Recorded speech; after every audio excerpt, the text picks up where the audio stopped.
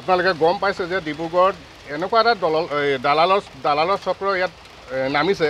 আপোনাৰ বসুন্ধৰা যি আঁচনিক লৈ তেওঁ সেই গৰিহণাক লৈ পিনে তেওঁলোকে বিভিন্ন সময়ত চৰকাৰী মাটি বিকা কিনাৰ মানে অভিযোগ আহিছে। আপোনালোকে দেখিছে যে এই লৰুৱা বিলৰ মাটি যি 113,000 বিঘা যিটো মাটি 1300 বিঘা যিটো মাটি তেওঁলোকে যে দালাল ৰাজ কৰিছে, এই দালাল ৰাজত আমি গম পাইছোঁ যে ইতিমধ্যে যে আমাৰ চৰকাৰী কাৰ্যালয়ৰ পৰা এইখিনি যেন তেওঁলোকে যে 2 নম্বৰ কৰি আছে, আমি তাক গম পাইছোঁ। আজি আপোনালোকে দেখিছে যে এই যিজন জয় কুমাৰ হাজৰিকা তেওঁ VLMCCৰ সভাপতি আছিল। তেওঁ সৰু, তেওঁ একো নাজানে। তেওঁ এটা কাৰ মাটি তেওঁ চাইন কৰি দিলেই যেন এই মাটিৰ যেন এই এলটমেণ্ট পাব, তাৰ এটা গৰিয়ান লৈ মেলি ইয়াত দালালৰ যিটো বিটু ভৰালী বুলি নামৰ এজন লোকে তেওঁক লাখ লাখ টকা লৈ এই নগাঁও গুৱাহাটী ক'ৰ মানুহক ইয়াত এলটমেণ্ট দিছে বুলি আমি গম পাইছোঁ।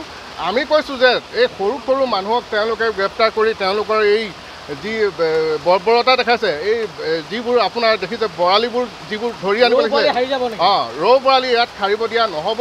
যদি প্ৰশাসনে যদি সেই ষ্টেপ তেওঁলোকে নিম্নমানৰ যদি কৰিবলৈ বিচাৰে, কিন্তু আমি মানি নলওঁ। আমি অসম জাতীয়তাবাদী যুৱ ছাত্ৰ পৰিষদে আমি আগন্তুক দিনতো আমি তেওঁলোকৰ এই বিষয়ে আমি অভিযোগ কৰিছোঁ। অকল এই লৰুৱা মৌজা বুলিয়ে নহয়, আপোনাৰ বগীবিলৰ ফালেও চাবলৈ গ'লে আমাৰ মণ্ডলে যিবোৰ কাণ্ড কৰি আছে, এই কাণ্ডবোৰত কিন্তু আমি গৰিহণা দিছোঁ। কিয়নো তেওঁলোকে দালাল সৃষ্টি কৰি দালালক লগাই তেওঁলোকে বহিৰাগত মানুহক এলটমেণ্টো দিয়াইছে। কিছুমান ক্ষেত্ৰত আমি দেখিছোঁ এলটমেণ্টো দিয়া দেখিছোঁ। আৰু তেওঁলোকৰ আমাৰ যিখিনি স্থানীয় মানুহ কিন্তু তেওঁলোকে আজিলৈকে এলটমেণ্ট পোৱা নাই। আৰু তেওঁলোকে হাজাৰ পইচা দি পিনে তেওঁলোকক দিয়া হৈছে। তেওঁলোকে এলটমেণ্ট দিয়াৰ নামত তেওঁলোকে পইচা লৈছে। আৰু এই বস্তুখিনি আমি পোহৰলৈ আনিবলৈ চেষ্টা কৰিম।